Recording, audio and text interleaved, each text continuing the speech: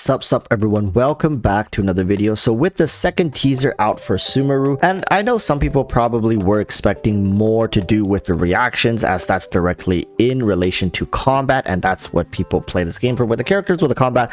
So exciting. However, I do think that the second teaser is just as important when it comes to the landscape and the general aesthetic of Sumeru. Now, yes, we're going to be touching both on a bit for reactions as well as Sumeru generally, because I think a lot of people have so much riding on this when it comes to revitalizing the game for them. And yeah, I understand. You want the game, especially a live updated game, to continuously push out content that is engaging, interesting, and for the most part worthwhile in exploring and completing, for you to justify spending, dozens of hours over the span of days, weeks, and months to complete these tasks. Now, with Sumeru, I feel like truly that they have took the current possible environments in both Inazuma, Liyue, and as well as Mondstadt and pushed it to the next level. What I mean by that is not that Sumeru is going to be substantially better, but just looking at the aesthetics, the design of the nation,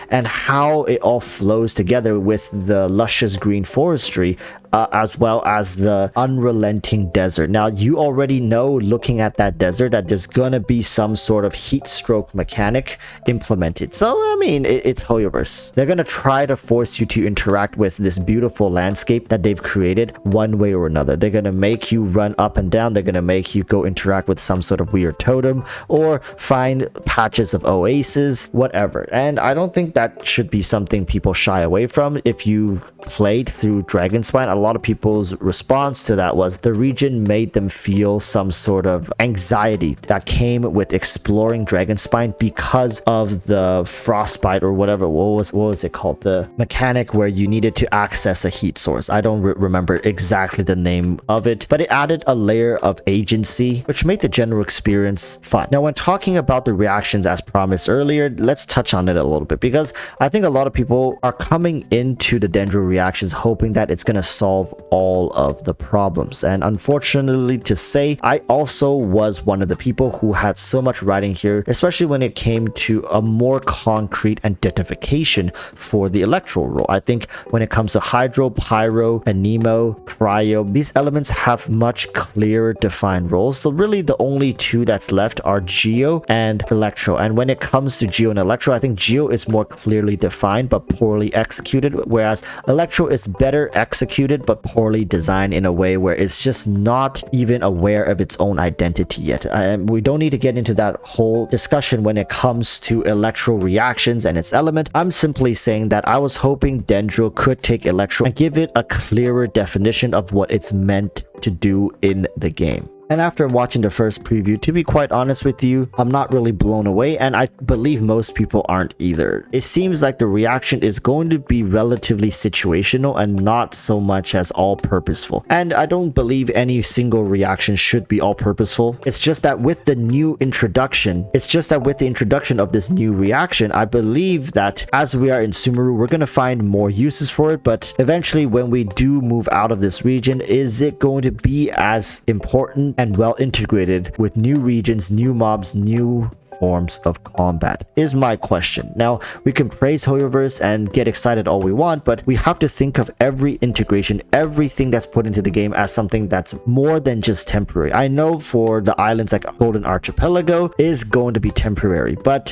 when it comes to something as important as combat mechanics and reactions, where we will be heavily relying on these day in, day out until the end of the game, I do think that they need to be a little more grounded and solid and more flexible when it comes to changes and variations. So with reactions, I don't want to go too much deeper into this. I think most of you guys are looking at leaks anyways, and since I don't look at leaks, you guys probably don't want me to speculate too much on the exact numbers and details, but I'm just going to leave you with this one thing, that Elemental Mastery likely is going to play a far bigger role going forward in Sumeru. Just looking at a lot of the electoral characters who scale off of this, it's probably not a surprise to anyone at this point, and you can't really say people look at leaks weeks just by the fact that they speculate Elemental Mastery is going to be playing a big role. On top of that, I do think a new artifact set is going to drop with 3.0 most likely. It's going to be a Dendril set, and the second one, which HoYoverse always drops 2 in one domain. I do think the second one may be an Electro related artifact. I do think Yaimiko, there's a chance that she might get her designated artifact set, which means some other Electro characters might have a chance, and maybe just characters in general can squeeze in and have a new best in slot set. So for people watching, do keep an eye out for that. Now let's go back to the regions. I do think that with the second teaser, they focused a lot on the duality of both this luscious green forest as well as the desert. And as you guys can see, in the desert there was a scene where there was this tomb of some sort, or this structure or something within, where there's these 2 giant statues, and it's safe to say that the inspiration comes from all over the place at this point. We're seeing things from Egypt, India, Turkey, Arabian. It's just bits and pieces from all these wonderful cultures, and it's being mashed together in this cauldron of multicultural experience.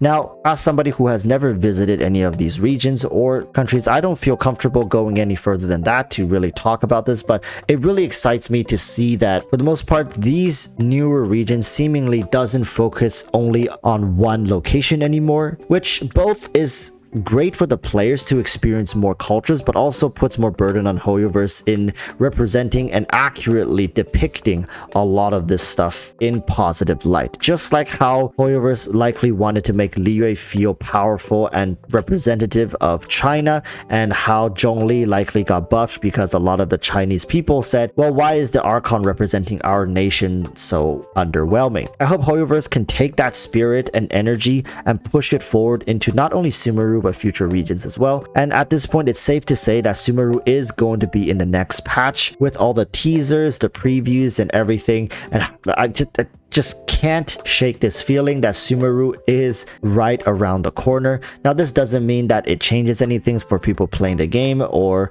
for people taking a break. Do whatever you need to do. Honestly, at this point, Genshin is a game as much as it is a culture, and there's no point in speedrunning any of it. I know HoYoverse is probably going to employ more FOMO tactics to get people to come back or to get people to jump right into the content as soon as possible, but it's safe to assume that Sumeru will be released in a similar fashion to Inazuma, where it's bits and pieces, patch by patch. And going with how HoYoverse has been artificially making things such as puzzles more complicated, you could say that people will be logging in and staying logged in for longer periods of time. Well, I guess it depends if you go look up guides on YouTube to solve these puzzles for you, or you do it yourself. But HoYoverse definitely is trying to artificially stretch out playing time a little more through these kind of methods, which, I mean, some people absolutely enjoy it, but for the vast majority of people, they're just gonna have another reason to go look up a guide to speedrun through these processes, as nobody really wants to sit in the same spot figuring out a puzzle for 1 to 2 hours. They just want to get it over with, collect the rewards, and move on. And Sumeru being the land of knowledge with an Archon that is all about that wisdom crap, really, I think this is gonna be the big brain region, and it's up to you guys to dig far and deep to access that extra bit of brain juice to help you get through it. All right, this has been EroticWalruss. Thank you guys so much. I think the second teaser has been great. The first teaser was amazing, and people, don't put all your eggs in one basket. Don't think Sumeru is going to be the answer, salvation to all your problems. I have already given up on the fact that Sumeru is going to be the solution here, but as long as it gives me a reason to log in, it gives me a couple hours of fun every now and then, I do think that for the most part, as a free game, it served its purpose. And I think most people should adopt that mindset, or a similar one, if they want to coexist with this game in a neutral fashion. So until next time, urge you to stay safe. Peace, bye.